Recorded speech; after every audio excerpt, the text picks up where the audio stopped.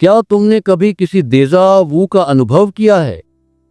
वह अजीब सा पल जब तुम्हें अचानक लगता है कि यह पहले हो चुका है। तुम एक नई जगह पर हो, लेकिन तुम्हें लगता है कि तुम वहां पहले आ चुके हो। तुम किसी अजनबी से बात कर रहे हो, लेकिन तुम्हें पता है कि वह अगला शब्द क्या बोलने वाला है। विज्ञान इसे दिमाग की एक गलती कहता है, मनोवैज्ञानिक इसे एक भ्रम कहते हैं, लेकिन नेपोलियन हिल के उन खोए हुए पन्नों में, जिन्हें दुनिया की नजरों से छिपा कर रखा गया, इसका एक अलग ही अर्थ है। वो अर्थ यह है, समय सीधी रेखा में नहीं चलता। समय एक चक्र है, और जिसे तुम भविष्य कहते हो वो कहीं आगे नहीं है, वो तुम्हारे बगल में ही चल रहा है, एक समानांतर हकीकत की तरह। सावधान हो जाओ, अपनी कुर्सी की पेटी बांध लो, क्योंकि आज हम उस सबसे बड़े झूठ का पर्दाफाश करने जा रहे हैं जो तुम्हें बचपन से सिखाया गया है। वो झूठ ये है कि सफलता पाने के लिए तुम्हें समय चाहिए। वो झूठ ये है कि अमीरी भविष्य में है। बकवास। ये सब एक धोखा है जिसे लीनियर टाइम कहते हैं। सच ये है, तुम पहले से ही अमीर हो, तुम पहले से ही जीत चुके हो। वह करोड़ों का साम्राज्य, वह आजादी, वह शक्ति, वह स्वास्थ्य, सब कुछ इसी पल में, इसी कमरे में तुम्हारे साथ मौजूद है। फर्क सिर्फ इतना है कि वह एक अलग फ्रीक्वेंसी पर है और तुम एक अलग फ्रीक्वेंसी पर। तुम एफएम रेडियो पर 98.3 ट्यून करके बैठे हो और रो रहे हो कि तुम्हें 104.5 का संगीत सुनाई नहीं दे रहा। संगीत हवा में है, संगीत बज रहा है। कमी संगीत की नहीं है, कमी ट्यूनिंग की है। नेपोलियन हिल ने अपनी पूरी जिंदगी ये समझने में लगा दी कि क्यों कुछ लोग बिना ज्यादा मेहनत के सब कुछ पा लेते हैं, जबकि बाकी लोग पूरी जिंदगी घिसटते रह जाते हैं। अंत में उन्हें एक गुप्त अध्याय मिला, एक ऐसा सिद्धांत जो तर्क की धज्जियां उड़ा देता है। वह सिद्धांत है भविष्य को याद करना। जरा सोचो, तुम अपने अतीत को कैसे याद करते हो? तुम्हारे पास उसकी एक छवि है, एक भावना है, एक निश्चितता है कि हाँ, यह हुआ था। अब कल्पना करो कि तुम अपने भविष्य को भी ठीक उसी निश्चितता के साथ याद कर सको। आशा नहीं, उम्मीद नहीं, बल्कि स्मृति। जब तुम भविष्य को एक याद की तरह अपने दिमाग में बसा लेते हो, तो तुम समय को मोड़ देते हो।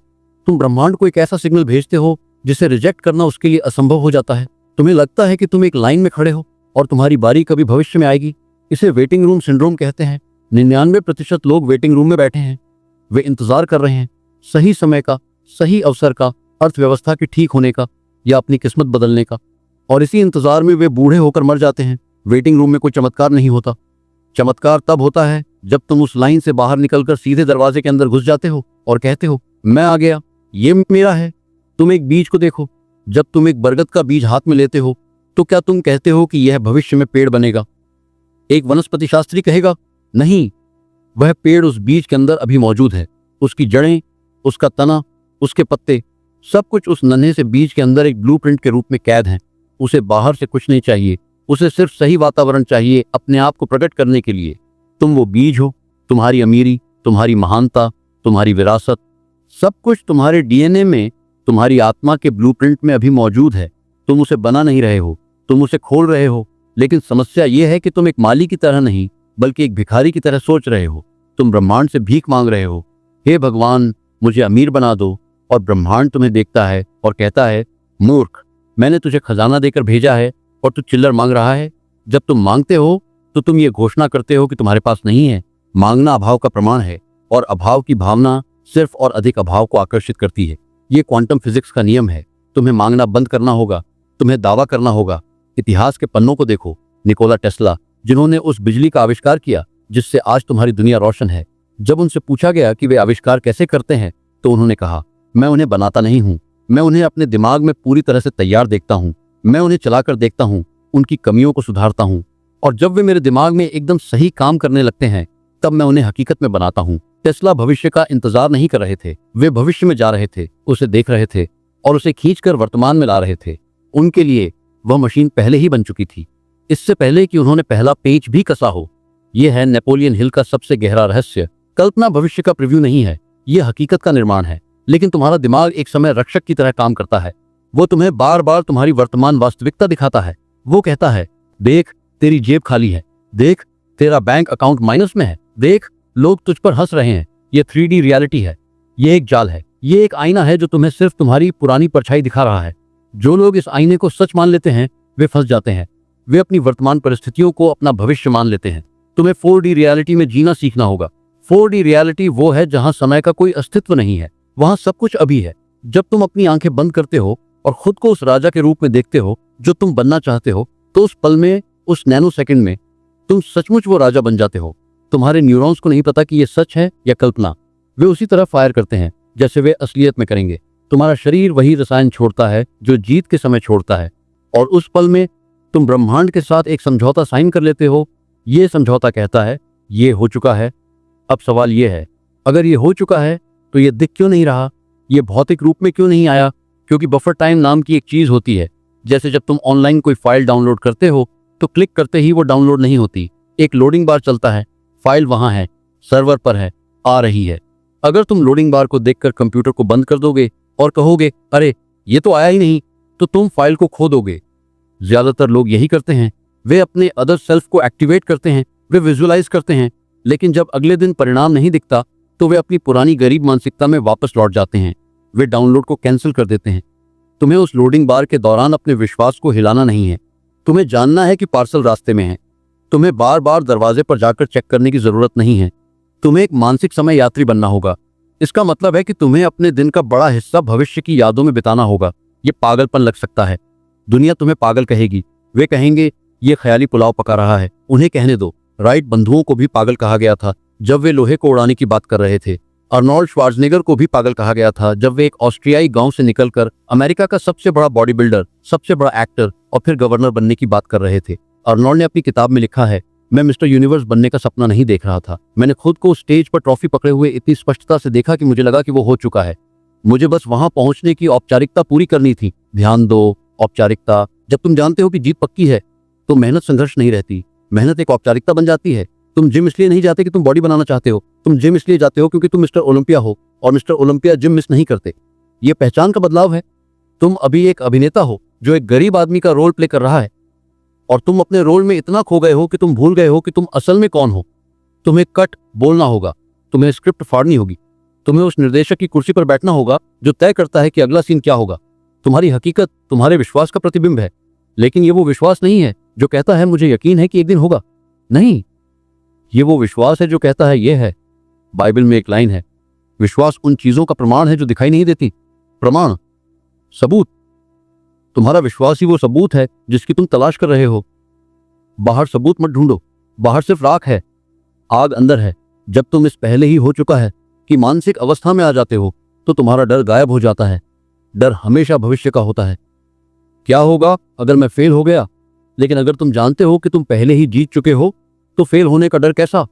तब तुम रिस्क लेते हो, तब तुम वो फैसले लेते हो जो एक आम इंसान लेने से कांपता है। तब तुम सुरक्षा नहीं, अवसर ढूंढते हो। तुम्हारी चाल बदल जाती है, तुम्हारी आवाज बदल जाती है। तुम कमरे में ऐसे घुसते हो जैसे तुम उस जगह के मालिक हो। और मजे की बात यह है कि जब तुम मालिक की तरह चलते हो तो दुनिया तुम्हें मालिक मान लेती है। ये दुनिया भेड़ों का झुंड है। ये हमेशा एक शेर को ढूंढती है जिसे वो फॉलो कर सके। जब तुम अपनी आंतरिक अमीरी को स्वीकार कर लेते हो तो तुम वो शेर बन जाते हो। लेकिन याद रखना, ये सिर्फ पॉजिटिव थिंकिंग नहीं है। पॉजिटिव थिंकिंग का मतलब है कि तुम खुद को धोखा दे रहे हो कि सब ठीक है जबकि सब गलत है। मैं पॉजिटिव थिंकिंग की बात नहीं कर रहा हूं, मैं पूर्ण ज्ञान की बात कर रहा हूं। ये जानना कि सूरज उगेगा। क्या तुम्हें सुबह उठकर पॉजिटिव थिंकिंग करनी पड़ती है कि शायद आज सूरज उगेगा? नहीं, तुम जानते हो, तुम्हें यकीन है। ठीक उसी तरह तुम्हें अपनी सफलता पर यकीन होना चाहिए। इस अवस्था को प्राप्त करने के लिए तुम्हें अपने तार्किक दिमाग को बायपास करना होगा। तुम्हारा लॉजिक तुम्हारा दुश्मन है। लॉजिक हमेशा पिछले डेटा पर काम करता है। क्योंकि मैंने पहले कभी पैसे नहीं कमाए इसलिए आगे भी नहीं कमाऊंगा, यह लॉजिक है। लेकिन जादू लॉजिक के पार होता है। जादू तब होता है जब तुम लॉजिक को खिड़की से बाहर फेंक देते हो और अंतर्ज्ञान का हाथ थाम लेते हो। नेपोलियन हिल ने इसे कॉस्मिक हैबिट फोर्स कहा। जब तुम एक विचार को कि मैं अमीर हूं लगातार बिना किसी शंका के अपने दिमाग में रखते हो तो ब्रह्मांड उस विचार को एक आदत बना लेता है, और ब्रह्मांड की आदतें ही भौतिक नियमों का रूप ले लेती हैं। तुम्हारी सोच हकीकत बन जाती है, सिर्फ इसलिए नहीं कि तुम चाहते हो, बल्कि इसलिए क्योंकि ब्रह्मांड के पास और कोई विकल्प नहीं बचता। अब चलो इस रहस्य को थोड़ा और गहरा करते हैं। ये सब हवाई बातें लग सकती हैं अगर हम इसे विज्ञान और मनोविज्ञान के साथ न जोड़ें। सवाल यह है, तुम इस जीत चुके अवस्था को हर पल कैसे बनाए रख सकते हो जब तुम्हारी बाहरी दुनिया तुम्हें चीख चीख कर कह रही है कि तुम हारे हुए हो? इसका जवाब है कृतज्ञता, लेकिन वह नहीं जो तुम समझते हो। आमतौर पर लोग किसी चीज के मिलने के बाद धन्यवाद देते हैं। धन्यवाद कि मुझे नौकरी मिल गई, ये प्रतिक्रियात्मक कृतज्ञता है। ये इंसान का तरीका है, लेकिन दिव्य कृतज्ञता अलग है। ये किसी चीज के मिलने से पहले धन्यवाद देना है। जब तुम उस पैसे के लिए धन्यवाद देते हो जो अभी तुम्हारे बैंक में नहीं आया है, जब तुम उस सेहत के लिए धन्यवाद देते हो जो अभी तुम्हारे शरीर में नहीं है, तो तुम ब्रह्मांड को सबसे शक्तिशाली सिग्नल भेजते हो। कृतज्ञता प्राप्ति की अंतिम अवस्था है। तुम धन्यवाद तभी देते हो जब काम हो चुका होता है। तो जब तुम एडवांस में धन्यवाद देते हो तो तुम समय को चकमा दे देते हो। तुम अपने अवचेतन मन को यकीन दिला देते हो कि घटना घट चुकी है, और एक बार अवचेतन मन मान ले तो वो उस घटना को तुम्हारे जीवन में लाने के लिए स्वर्ग और धरती एक कर देता है। जीसस ने लाजरस को जिंदा करने से पहले कहा था, पिता, मैं तेरा धन्यवाद करता हूं कि तूने मेरी सुन ली है। उन्होंने ये नहीं कहा कि कृपया सुन लेफ्टिनेंट, उन्होंने कहा सुन ली है। भले ही लाजरस अभी भी मुर्दा था। यह है भविष्य को याद करना। यह है परिणाम से पहले परिणाम को महसूस करना।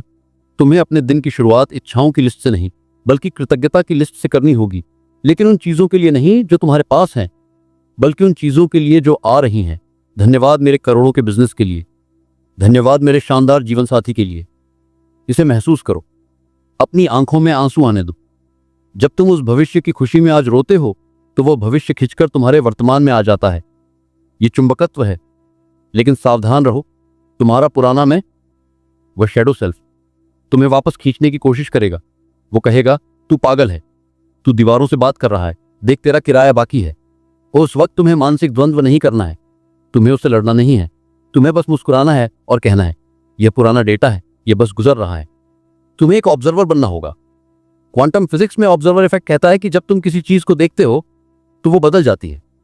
अब तक तुम अपनी कमी को देख रहे थे, इसलिए वो बढ़ रही थी।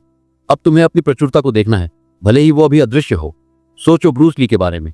उन्होंने एक पत्र लिखा था खुद को, जिसमें लिखा था, मैं ब्रूस ली संयुक्त राज्य अमेरिका का सबसे बड़ा ओरिएंटल स्टार बनूंगा। मेरे पास 1980 तक $10 मिलियन होंगे।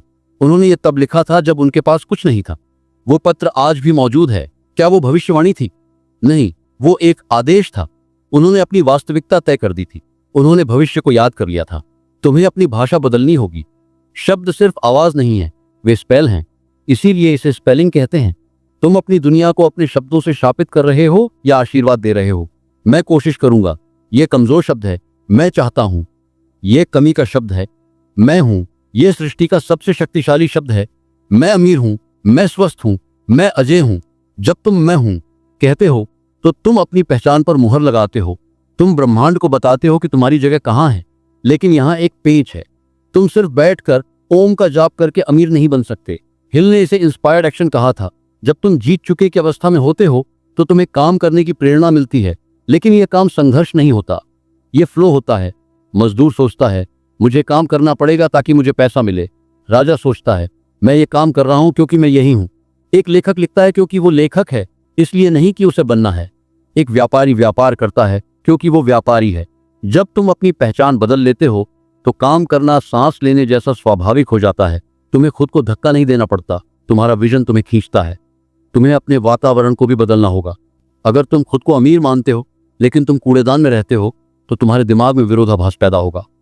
मैं ये नहीं कह रहा कि तुम 5 स्टार होटल में रहने लगो अगर तुम्हारे पास पैसे नहीं है, लेकिन तुम अपने बिस्तर को साफ कर सकते हो, तुम अपने कपड़ों को इस्त्री कर सकते हो, तुम अपने खाने के तरीके को शाही बना सकते हो। रॉयल्टी पैसों में नहीं, एटीट्यूड में होती है। जब तुम अपनी छोटी छोटी चीजों में गुणवत्ता लाते हो तो तुम बड़ी गुणवत्ता को आमंत्रित करते हो। याद रखना, पानी हमेशा अपना तल ढूंढ लेता है। तुम्हारी बाहरी दुनिया हमेशा तुम्हारी आंतरिक दुनिया के तल पर आ जाएगी। अगर तुम्हारा आंतरिक तल ऊंचा है तो बाहरी दुनिया को ऊपर उठना ही पड़ेगा।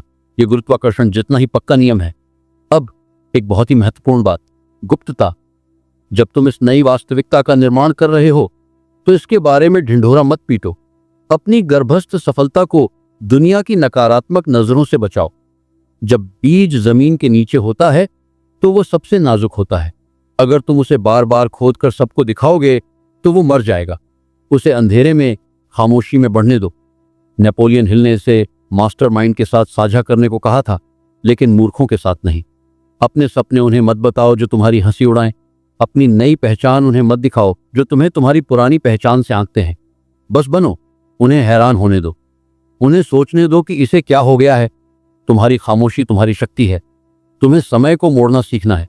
इसका मतलब है कि तुम्हें अपने लक्ष्यों के लिए जो समय सीमा है उसे सख्त नहीं बल्कि तरल मानना है।